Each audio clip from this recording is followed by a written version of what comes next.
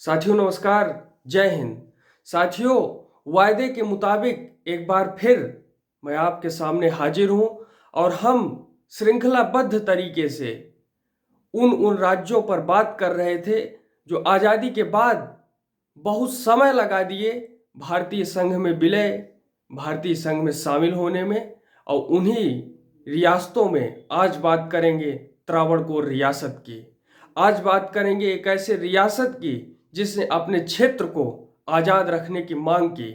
एक ऐसा रजवाड़ा जहां राजा रानी उतने महत्वपूर्ण नहीं थे, जहाँ वहाँ का दीवान ज़्यादा महत्वपूर्ण था। एक ऐसा रजवाड़ा जहां मोनोजाइट की खोज हुई थी और वहां परमाणु बम बनाने के लिए थोरियम की मात्रा भी प्राप्त हुई थी। मुझे लगता है कि आप समझ गए हैं कि मैं किसकी बात कर रहा हूं। मैं बात कर रहा हूं त्रावणकोर रियासत की, जो केरल राज्य की सीमाओं में स्थित है। त्रावणकोर भौगोलिक रूप से देश के सुदूर दक्षिणी कोने पर रणनीतिक महत्व के क्षेत्र में था।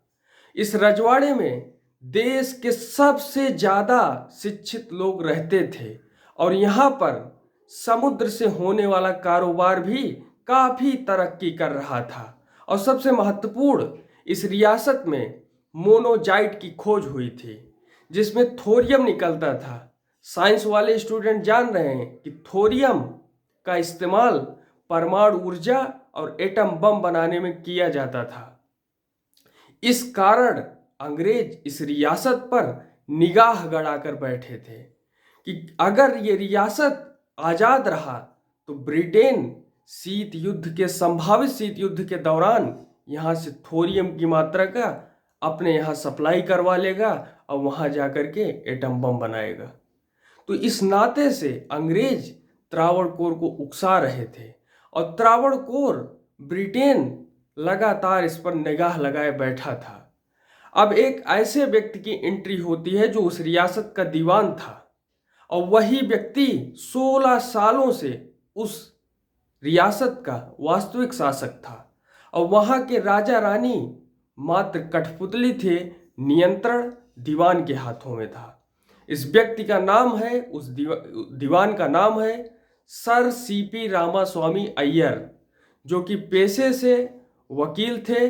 और इन्होंने ही फरवरी 1946 में साफ कहा कि जब अंग्रेज हिंदुस्तान छोड़ेंगे तो त्रावणकोर एक स्वतंत्र राज्य बनेगा, जैसा कि 1795 में ईस्ट इंडिया कंपनी से संधि करने से पहले था।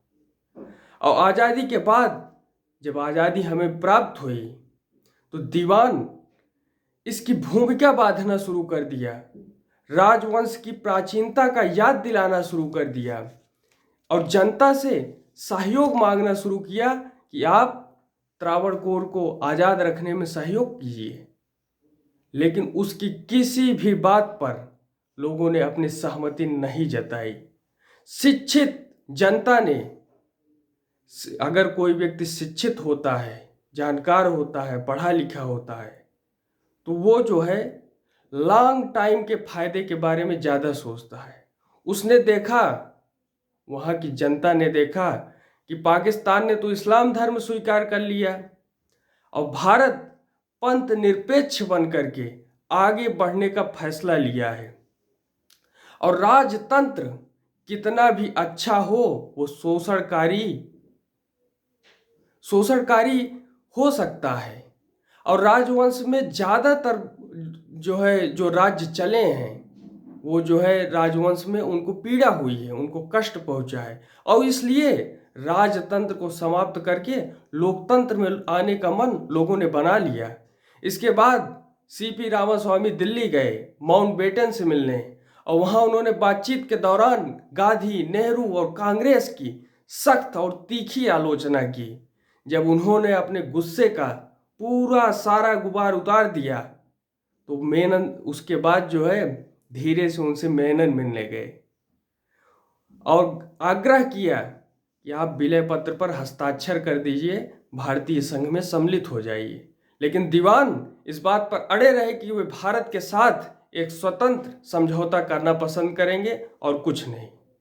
फिर बातचीत का दौर समाप्त हुआ, सर सीपी रामास्वामी जो है त्रावणकोर लौट आए।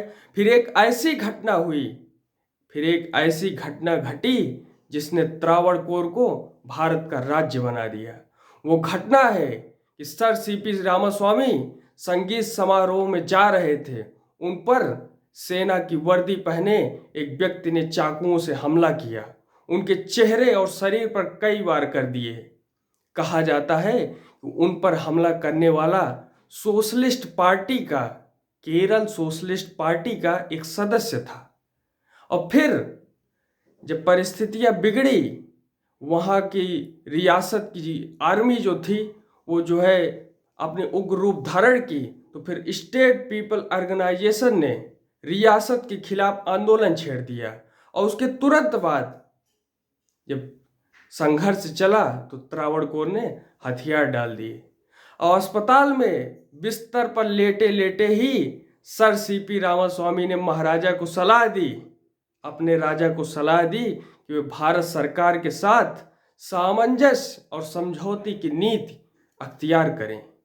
और उसके बाद वहाँ के राजा ने विलय पत्र पर हस्ताक्षर किया, जिसे कहते हैं इंस्ट्रूमेंट ऑफ एक्सेशन, इस पर साइन किया। और फिर 30 जुलाई को त्रावणकोर के महाराजा ने वायसराय को भारतीय संघ में विलय पर हस्ताक्षर करने संबंधी अपना संदेश भेज दिया। और इस प्रकार त्रावणकोर भारत का केरल राज्य बना। और आज केरल में आज भी शिक्षित लोगों की संख्या सबसे ज़्यादा है और केरल बड़े धूमधाम के साथ आगे बढ़ रहा है। इसी के साथ आप सभी को प्रेम पूर्वक धन्यवाद। जय हिंद।